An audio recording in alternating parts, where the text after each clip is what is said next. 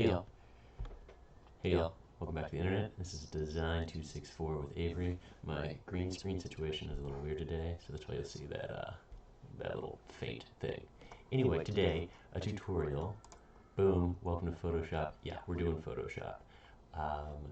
Let's just take a look. Open it up. Download it. Open it up. This is what you'll get when you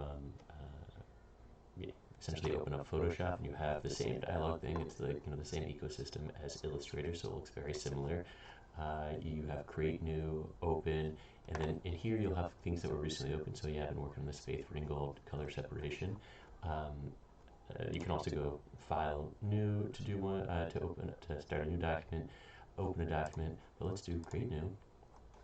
And then very similar to what you had in Illustrator. You have templates or like ready-made documents, kind of like default ones depending on what kind of image you're making, and then they have these templates down here that you can check out in your own time. But let's just do a custom one. So this will just do new to Photoshop. So pixels, inches, centimeters, all the same things. We're in the screen space, so we're just going to do pixels. Awesome. Let me just do 1440, right? Change it right here. 72, right? That's what we want, the resolution, the pixels per inch, because we're doing screen-based design. RGB color mode, again, because we're doing screen-based design. And then let me just kind of remind you, a quick reminder about what that is, or like why we do RGB. So projected light, right, emitted light is red, green, blue. So they're additive because they add up to white. CMYK, cyan, magenta, yellow, and black are subtractive colors. That's like your print-based media, and that subtracts to black. So like it removes when you put them together, it removes light. The light is absorbed, and so you get that black.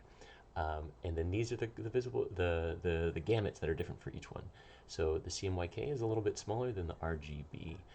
So when you're designing with RGB, you need to be careful. Like if something is going to end up being printed out, it might not look exactly like it looks like on the screen. Cool. And then all of them, they can't quite capture all of the colors in the visible color spectrum. And then this is RGB, right? This is a screen. This is a cursor on the screen zoomed in, and you can see the red, green, and blue light emitting diodes, LEDs, probably. I think that's what these are on the screen. And that's it. That's what screens are. They're these emitted light, and it's a combination of RGB to create all of the colors that we see on the screen. So if you kind of blur your eyes, I think this is, it's definitely a black cursor, right? Those LEDs are turned way down. And then maybe like a gray, so the cursor's on a gray, not quite a white. All right, sweet. So, and then, I should show you real quick. This is what it looks like in CMYK. So you have the CMYK dots arranged in this pattern, and this is what this photo, a printed photo, is made of. Okay.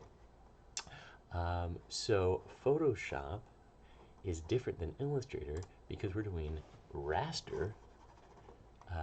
It's a raster-based program as opposed to Illustrator, which is vector-based. In both of them, you can do rasters and vectors, but it's raster-based, which means it's dealing with pixels, which is the smallest unit on a screen. It's this square on a screen, as opposed to a vector, which is math embedded in these points and paths, the anchor points and paths. So raster is great for a lot of effects, blending effects. You can blend pixels, you can add masks and screens and filters and things like that are more difficult to do with vectors, but it is dependent on the physical world, the physical limitations of that pixel. So maybe that'll help you understand what Photoshop is all about, that it has this relationship to the physical, the world, the real world. So a lot of the tools are named based off of things that you experience in the physical world, even though now we just mostly associate them with Photoshop. So airbrushing. This gentleman right here is airbrushing a photograph. You can see the compressed air right there, and he's holding an airbrush pen. So it's a way, it was a physical way to adjust a photograph with an airbrush. Let me just show you a little bit of this video right here. So this is masking. This is something that we'll be doing in Photoshop with, so this is a mask, right? Like, you know about masking tape when you're painting. Um, Masking is covering something up to reveal a part of something that you want to apply an effect to. So for this one, the tool is an airbrush, um, but we'll use mask for other things. So let me just show you this person using a mask with an airbrush, right? Cool. That is masking. That's why we use the term.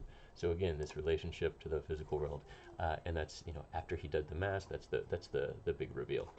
And then there are other tools within Photoshop. We're not going to go over them, but like making a photograph, right? Photoshop. This is the shop for working on photos. So if you've been in a dark room and used the light-sensitive paper to project your negative image onto that onto a light-sensitive surface, there's a dodge tool, and it's to block that light, and which makes the image lighter, as opposed to when you're taking a photograph and when you overexpose a photograph, that negative film is no, when you what is it? They're opposites. So when you overexpose a photograph, the negative, it's lighter, and then when you when you block exposure, it's lighter. Right, yo, so I had it right. So anyway, there's a dodge tool and a burn tool, and those are all there, and we won't really use them, but just so you know. Okay, so let's just go look at the ecosystem of Photoshop real quick, and then we'll be done with this tutorial. So here we go. We've made our document. We set the RGB, create. Let's go. Okay, cool. So here it is. It's very similar. I want to show you like what might be different. We have, if you all can't, I think you'll be able to see this. Yeah. If you click in this top right corner, you have this workspace options that you had before, like in Illustrator. But this one is a little, we don't have it Essentials Classic, but I want to show you what Reset Essentials looks like. So you might have this Learn in Libraries here. You can reduce that if you need more screen space by doing that. They're great tools. I mean, certainly Learn in Libraries is about, well, whatever. They can come in handy, but they're just getting in our way right now. So Photoshop has tools over here, right, on the left-hand side. On the right-hand side with the panels, which is very similar to Illustrator. But there are some differences, and we're going to go over them. Layers are really important in Photoshop, and you stack layers. I mean, we did that some in Illustrator, but having things, you know, a layer on top of another layer, essentially the image will be, whatever's on that layer will be on top of that. And just kind of keep that in mind as you're using Photoshop. I imagine a lot of you have had experiences in Photoshop, so cool. And we're gonna dig in. And I think that's it for this tutorial.